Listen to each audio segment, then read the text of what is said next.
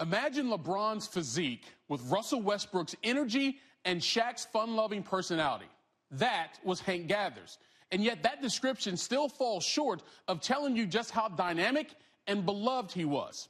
30 years ago today, a heart condition ended Gathers' life way too early, robbing him and his family of a future unfulfilled and basketball fans of a superstar in the making. In this E60 special feature, Jeremy Schaap examines the legacy of the former Loyola Marymount standout and shows us what his former school is doing to make sure that legacy is forever remembered.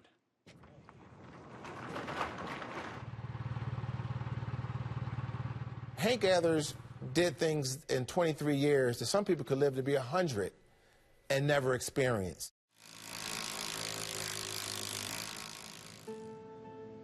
What an amazing short life, but a life well lived. I'm very proud that the school is honoring Hank by putting a statue up and celebrating our team for the 30-year anniversary. In the late 1980s, Loyola Marymount emerged as perhaps the most exciting team in college hoops. Maybe the most exciting ever. And at the center of it all, there was Hank Gathers. Kimball to Gathers.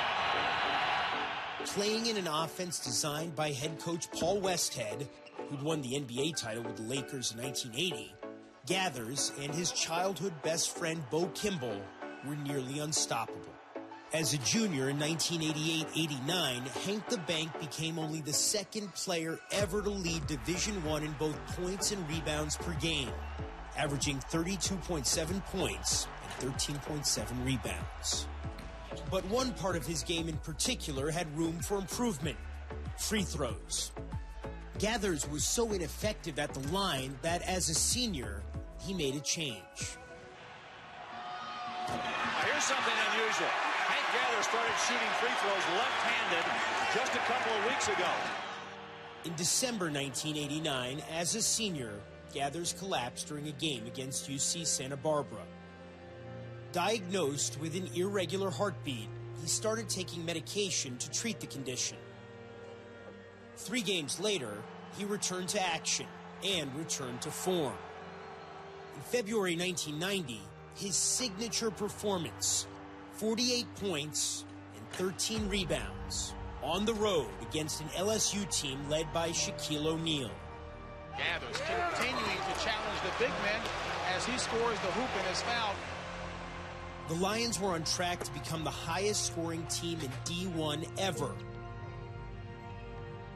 But on March 4th, 1990, during their semifinal in the West Coast Conference Tournament. Tonight in Los Angeles, tragedy at the WCC tournament. Loyola Marymount senior Hank Gathers collapsed on the court. A short while later, he was pronounced dead. The West Coast Conference canceled the remainder of the tournament. That decision meant Loyola Marymount, the regular season champion, received the conference's automatic bid to the NCAA tournament. In that first game since Gathers' death, his best friend would honor him with an undying gesture of brotherhood and love. Bo is going to take his first free throw left-handed in honor of his friend, Hank Gathers.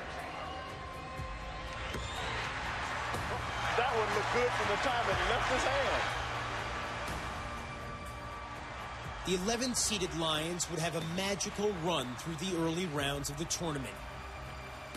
It ended with a loss in the Elite Eight to the eventual champions from UNLV. An autopsy determined that Gathers had died as a result of hypertrophic cardiomyopathy, the same condition that in 1993 would claim the life of NBA star Reggie Lewis. In the year 2000, Loyola Marymount retired Gathers' number 44. Saturday, he was recognized with a statue, which by its very nature imparts a kind of permanence to a career and a life cut far too short. That 1990 Hank Gathers-led LMU squad, which featured 3 players averaging more than 22 points a game, capped a run of 3 straight NCAA tournament appearances, the longest streak in program history. That team was also the last Lions squad to make the tourney. All right, back to